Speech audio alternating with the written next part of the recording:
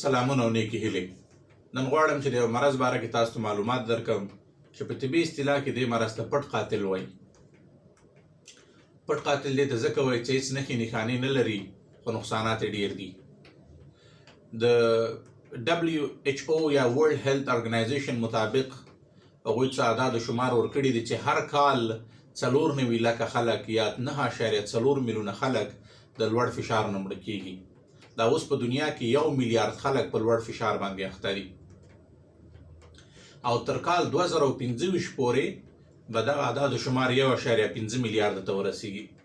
په دنیا کې اوس په هر دریو کې یو سړی د لوړ فشار مرض لري او په هر دریو کې یو سړی هغه د لوړ فشار مرض لري خو هغه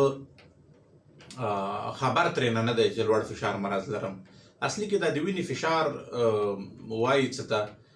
مثلا که زه په اسانو ټکو کې ووایم چې په کوم شدت او قوت سره دا وینه زموږ په رګونو کې رفتار کوي، موږ چې کله دغه ګورو دغه د وینې فشار دی.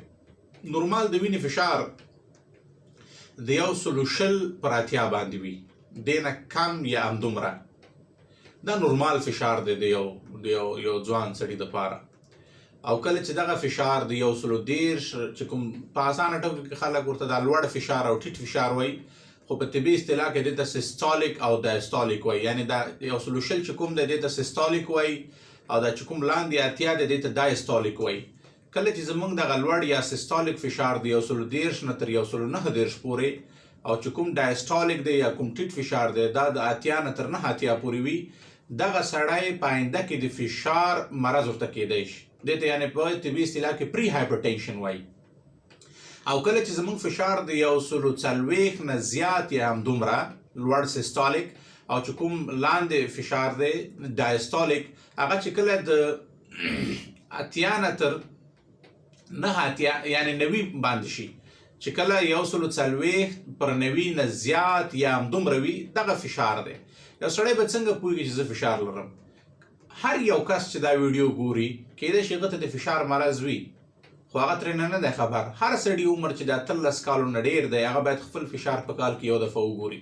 که چېرته د هغه فشار د 140 پر 90 نه زیات یا همدومره و، هغه د بیا یو هفته خپل فشار مقید وګوري. که چېرته هره ورځ همدومره د فشار و نو دغه سړی د فشار مرض لري. کله چې خپل فشار معاینه کوئ، د ډوډۍ نه مخکې معاینه کوئ چې چای مو نه وي څښلي یا د مالګې ډېر استعمال مو نه وي کړي، نو دغه شیان هم وختي طور باندې فشار زیاتوي.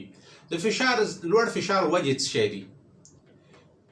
زموږ په روزمره ژوند کې د کوم خلک سټرس لري یا فکر ژور خفګان لري یا ډېر فکر او سوچ کوي، د خوراک داسې خوراک وي چې یا ډېر غوړ خوراک کوي، د مالګې ډېر استعمال وي او ورزش نه کوي یا چاغ وي یا سګرټ څښوي، دغه ټولو خلکو ته لوړ فشار کېدی شي.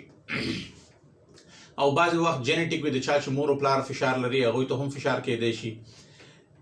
نو دا خو د فشار وایي څه ته او د فشار وجې څه شی دي. نو د فشار کنټرول باید موږ څنګه وکړو؟ ټیټ فشار اول خو دا چې خپل فشار باید مقید معاینه کوي. دویم چې د چا وزن زیات وي هغه باید خپل وزن کم کړي. څوک چې سګرټ وهي هغه باید سګرټ وهل پرېږدي. څوک چې د غوړو استعمال کوي هغه دې کوشش وکړي چې د غوړو ډېر استعمال دې نه کوي. د مالګې استعمال دې کم کړي او ورزش دې شروع کړي. او ورسره سره دې سره د دوا استعمال هم باید شروع کړي. دا خو علاج شو. او که څوک علاج نه کوي او لوړ فشار ولري، لوړ فشار په هفته او په ورځو او په میاشتو کې خپل اثر نه ښیي.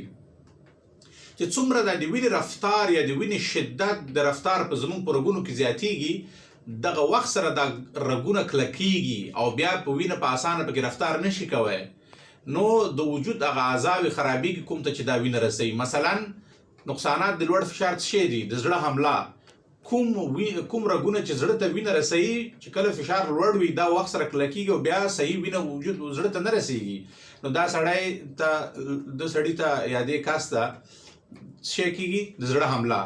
ګردې کار پرېږدي وخت سره، سترګې ړندېدی شي او اعصابو سکته. د وجود هره حصه د لوړ فشار سره نقصان مطلب خرابېدی شي یا کار پرېښودی شي. خو دغه څلور حصې چې کوم د زړه، اعصاب، سترګې، ګردې دغه ټول وخت سره ژوبلېدی شي. نو هر یو کس باید د خپل فشار خیال وساتي. څوک چې فشار لري هغه د دوا مقیده خوري او په خپل ژوند کې د تغییر راولي، کنه نقصانات ډیر دي او دا مرض په دنیا کې ورځ په ورځ په زیاتېدو دی. امید ده چې دغه معلومات تاسو ته ګټه در ورسوي او نورو ته هم ورسوي. مننه.